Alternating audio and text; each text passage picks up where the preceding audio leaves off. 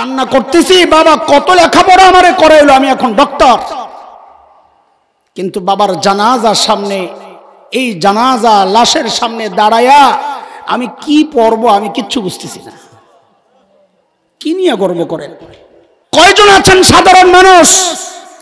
আলেম ওলামার চেহারায় অনেক দেখা যায়, কিন্তু সাধারণ মানুষ কয়জন আছেন বুকে হাত দিয়ে বলবেন যে আমার সন্তান আমার জানাজা পড়াইতে পারে?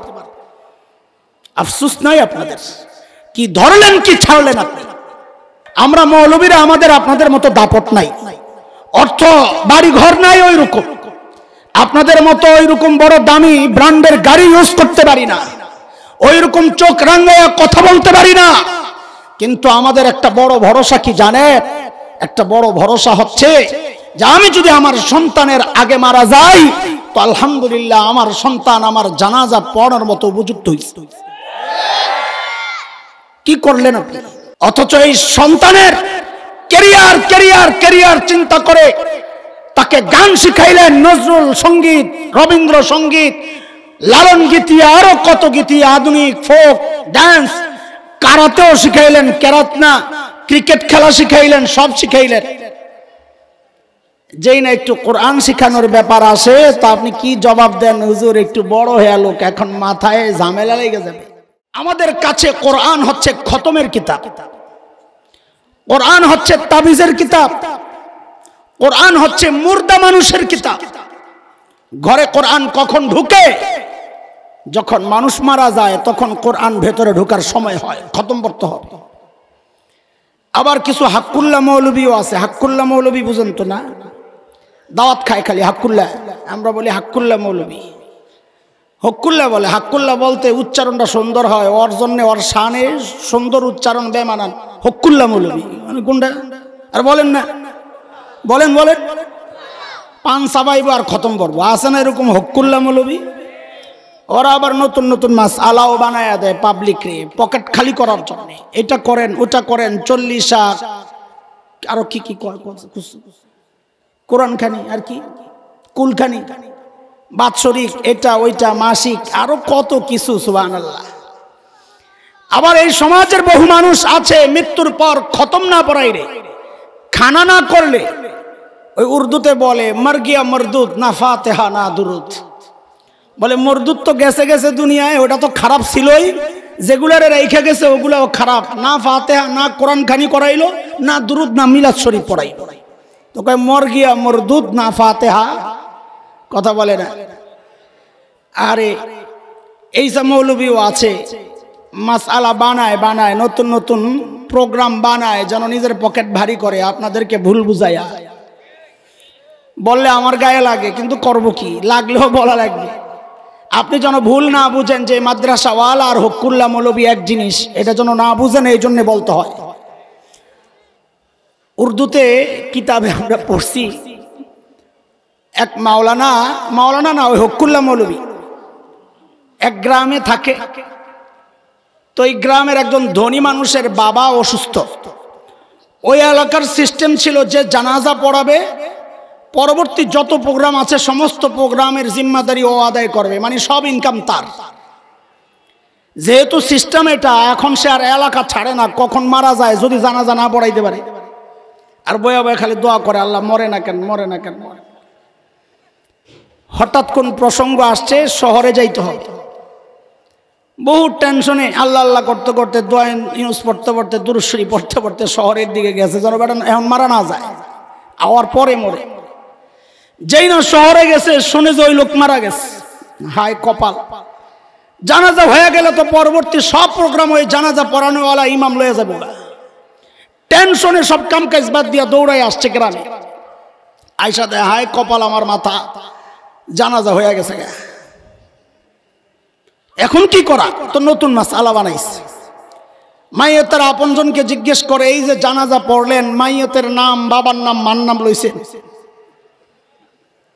না লয় নাই।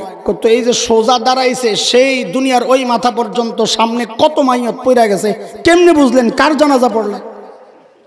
আরে গ্রামের সহজ সরল মানুষ, হুজুরে এখন কি করা? কয় জানাজা দৌড়াইতে হবে। জানাজা কারণ দৌড়াইলে তো হ্যাঁ ইমাম সাহেব, আর সামনের ইনকাম ফাইনাল। তো সাধারণ মানুষ সহজ সরল ঠিক আছে হুজুর দৌড়ায় দেন। তো এখন জানাজায় দাঁড়াইছে, মাইয়তের নাম হইল ইমরান, রমজান, মায়ের নাম ফাতেমা, বাপের নাম ইমরান। তো জানাজায় দাঁড়ায় শেষ যখন দোয়ার সময় আসছে, এখন তো যেহেতু সে ফতুয়া দিছে মাইয়তের নাম নিতে হবে, বাপের নাম নিতে হবে, মায়ের নাম নিতে হবে। এখন যদি দোয়ার মধ্যে ওই সিস্টেমে দোয়া না করে তাইলে তো এরকম হুজুর এখন তো জানাজা হইল না। তো একটু শোনায়া দোয়া করতেছে, वालिद का नाम इमरान, वालिदा फातिमा, उसका नाम रमजान, फबिअय्यि आलाइ रब्बिकुमा तुकज़्ज़िबान। দোয়া একটা বানাইলিস। আগের ইমাম সাহেব যে আগে জানাজা পড়াইছিল, তুই আমার খাওয়ান খাইছস, এর পিছন থেকে লোকমা দিয়ে দিছে, কারণ হেরও তো পকেট ভারী করা দরকার। কি লোকমা দিছে? ये जनाजा ना बीच हदीस ना बीच कुरान, फबिअय्यि आलाइ रब्बिकुमा तुकज़्ज़िबान। এই জানাজা না কোরআনে আছে না হাদিস আছে, ফাবিআইয়ি আলাই রব্বিকুমা। এমন ইমাম সাহেব দেখে খাইছে, আমারও যাইব। হ্যাঁ, আবার সামনের থেকে জবাব দেয়, আধা মেরা আধা তেরা জরা বনকর জবান, ফাবিআইয়ি আলাই রব্বিকুমা তুকज़্ज़িবান। এই কথা কইস না, ভাগে জায়গা খামো, আমার অর্ধেক তোর অর্ধেক, ফাবিআইয়ি আলাই রব্বিকুমা। আহারে আপনার করে যে কি বুঝাইতেছে পাবলিক, এগুলা এই সমস্ত বইলা আপনারে দিয়া এটা খতম পড়ায়, 40 পড়ায়, কুলখানি করায়, বাৎসরিক করায়, কয়দিন পরে পরে প্রোগ্রাম। যেই মানুষটা সারা জিন্দেগি কোরআনের বিরোধিতা করলো, কোরআনওয়ালাদের দিকে তুচ্ছ তাচ্ছিল্যের নজরে তাকাইলো, ঠাট্টা বিদ্রুপ মস্করা সব করলো, গালি দিল, বকলো, জঙ্গি বললো, তেতুল হুজুর বইলা তুচ্ছ তাচ্ছিল্য করলো, আর আপনি এখন কোরআন পড়াইয়া ওরে জান্নাতে পাঠানোর ঠিকাদারি নিছেন, তাই না? এত সোজা জান্নাত? জান্নাত এত সোজা না, জান্নাত এত সোজা না। কোরআন আল্লাহ মুরদারের জন্য নাজিল করেন নাই, কোরআন নাজিল করেছেন জিন্দাদের জন্য, আমার আপনার জন্য। এখন এটারে বানাইছি মুরদারের কিতাব। আহা, মুসলমান সন্তানদের সব শিখায়, কোরআন শিখানোর ব্যাপার আসলে উদাসীনতা। আমরা এটা আমাদের গর্ব না, কিন্তু গর্ব করার মতো একটা ব্যাপার। আমরা মৌলবীরা আমাদের আপনাদের মতো দাপট নাই, অর্থ বাড়ি ঘর নাই ওই রকম, আপনাদের মতো ওই রকম বড় দামি ব্র্যান্ডের গাড়ি ইউজ করতে পারি না, ওই রকম চোখ রাঙায়া কথা বলতে পারি না। কিন্তু আমাদের একটা বড় ভরসা কি জানেন? একটা বড় ভরসা হচ্ছে যে আমি যদি আমার সন্তানের আগে মারা যাই তো আলহামদুলিল্লাহ আমার সন্তান আমার জানাজা পড়ার মতো উপযুক্ত হয়েছে। কি করলেন আপনি? কি নিয়ে তো করবেন? এত গর্ব কি নিয়ে আপনার? আমার মসজিদে জানাজা আসছে, বাবা মারা গেছেন, কয়েকদিন হয়েছে হসপিটালে রেখে দিয়েছেন ফ্রিজে। ছেলে আমেরিকা থাকে, ডক্টর, আসবেন, তারপর জানাজা হবে। তো জানাজা রেডি, এখন ছেলে, ওই শিক্ষিত ছেলে হাউমাউ করে কাঁদতেছে। আপনজনরাও অবাক হয়ে গেছে, হুজুর এতক্ষণ কান্দি নাই, আর কান্নার কথাও না, এত লেখাপড়া যারা করে এগো দিল একটু শক্ত হয়ে যায়, এটা বাস্তবতা, রাগ করেন না। দিল শক্ত হয়ে গেছে, কান্না তো আসে না, কিন্তু এখন কাঁদছে কে? কি জানি কেন কান্না করে। কি ভাই, আমি যাই সান্ত্বনা দিচ্ছি, ভাই এই মসজিদে আমার বাবাও ছিলেন, তিনিও মারা গেছেন, মা চলে গেছে, সবাইকে যেতে হবে, সান্ত্বনা দিচ্ছি। তো আল্লাহর বান্দা কি বলে জানেন? আমারে জড়াইয়া ধরে কান্দে আর বলে, হুজুর বাবা চলে গেছেন, ওই জন্য কান্দতেছি না, কান্না করতেছি, বাবা কত লেখাপড়া আমারে করাইলো, আমি এখন ডক্টর, কিন্তু বাবার জানাজার সামনে, এই জানাজা লাশের সামনে দাঁড়ায়া আমি কি পড়বো আমি কিচ্ছু বুঝতেছি না। কি নিয়ে গর্ব করেন? কি নিয়ে গর্ব করেন বলে? কিসের এত গর্ব আপনাদের? কয়জন আছেন সাধারণ মানুষ? আলেম ওলামার চেহারায় অনেক দেখা যায়, কিন্তু সাধারণ মানুষ কয়জন আছেন বুকে হাত দিয়ে বলবেন যে আমার সন্তান আমার জানাজা পড়াইতে পারে? আফসোস নাই আপনাদের? কি ধরলেন, কি ছাড়লেন আপনি?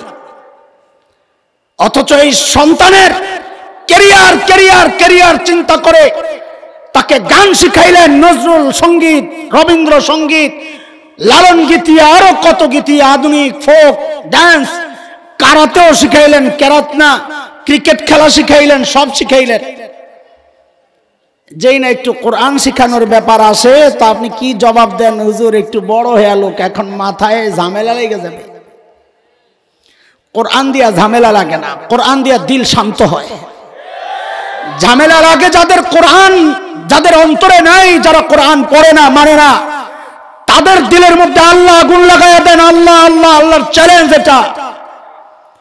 ومن أعرض عن ذكري فإن له معيشة ضنكا ونحشره يوم القيامة أعمى قال رب لم حشرتني أعمى وقد كنت بصيرا قال كذلك أتتك آياتنا فنسيتها وكذلك اليوم تنسى